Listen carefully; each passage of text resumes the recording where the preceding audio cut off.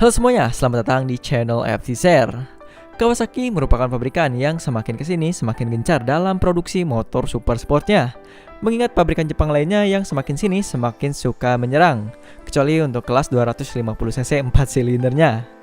Begitupun yang dilakukan oleh Ducati dan pabrikan yang identik dengan mobil premiumnya dari Jerman yakni BMW atau BMW yang juga ikut terjun ke dalam sektor tersebut. Yang dimana tiga pabrikan ini juga sekarang jelas sedang bersaing habis-habisan dalam ajang WSBK. Nah, kalau berbicara tentang WSBK, dengan motor produksi massalnya, pasti dari kalian ada yang pernah bertanya juga nih, kenapa H2R atau H2R dari Kawasaki nggak pernah ikutan ambil andil? Terus Ducati dengan Superleggeranya, dan begitu juga dengan BMW atau BMW dengan HP4-nya yang sudah jelas untuk segi performa, ketiga motor ini lebih baik daripada motor yang sedang mereka gunakan di WSBK saat ini. Kita sih sebenarnya yakin banyak dari teman-teman yang udah tahu. So di video kali ini diperuntukkan untuk kalian yang belum tahu atau yang udah tahu tapi setia untuk ngikutin channel ini dan terus ngikutin video-video terbaru kita. Thank you banget. Oke, untuk menjawab rasa penasaran kalian semua, sekarang kita langsung aja gas ke videonya. Sebelum kita lanjut, kita menawarin kaos polos nih dengan kualitas premium berbahan katun combat 24S dengan harga terjangkau untuk teman-teman semua, cuma di 40 ribuan aja. Dan untuk teman-teman yang cari kaos lebih murah, nanti kita bakalan bikinin juga untuk 30S dan kawan-kawannya dengan harga yang pastinya jauh lebih terjangkau. Dan langsung aja di order melalui link yang ada di kolom deskripsi di bawah.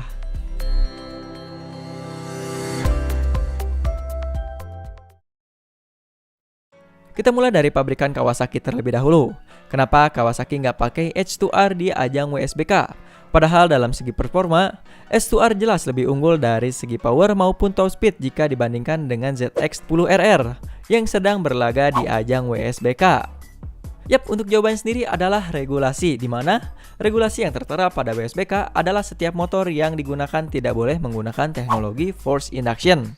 Karena kita semua juga tahu kalau H2R itu menggunakan komponen tambahan penambah power pada bagian mesinnya, yakni supercharger force induction.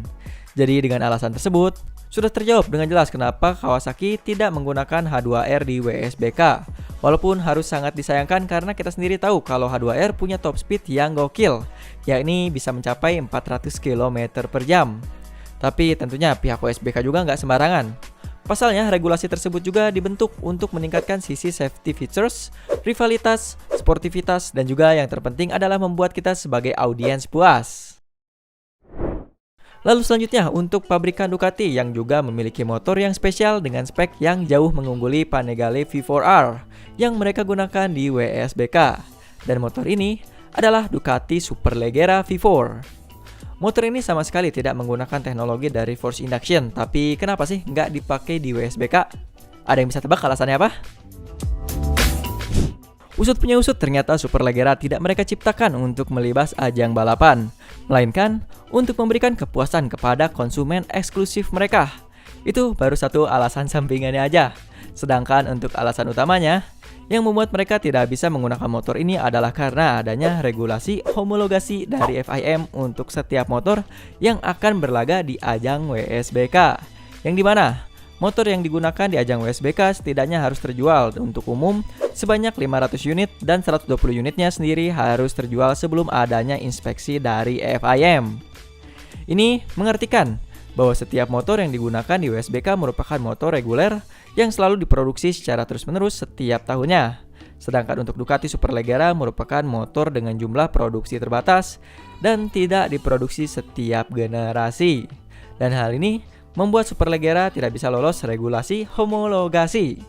Dan mengingat eksklusivitasnya, untuk harga jual juga mempengaruhi dan membuat motor ini tidak bisa mengikuti ajang WSBK, yang dimana motor WSBK harus memiliki harga maksimal di angka 40.000 euro atau sekitar 600 jutaan. Dan untuk harga dari Superleggera sendiri adalah 90.000 euro atau sekitar 1,35 miliar rupiah.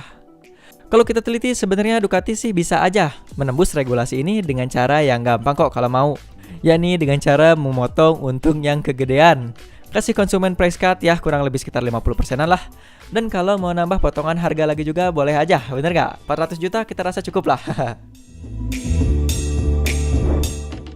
Dua masalah regulasi tersebut juga ternyata menjadi kendala untuk motor BMW HP4S. Motor super dari BMW ini diproduksi pada tahun 2017 dengan unit yang terbatas, yakni sebanyak 750 unit di dunia dan tidak mengalami produksi lagi. Jadi untuk syarat homologasi BMW HV4 ini juga tidak bisa lolos. Dan untuk harganya, biasa sih BMW itu sangat pilih-pilih market. Yang jelas, marketnya sendiri mungkin sekelas Raja Arab atau pengusaha Dubai di rentang harga 1,2 miliar rupiah.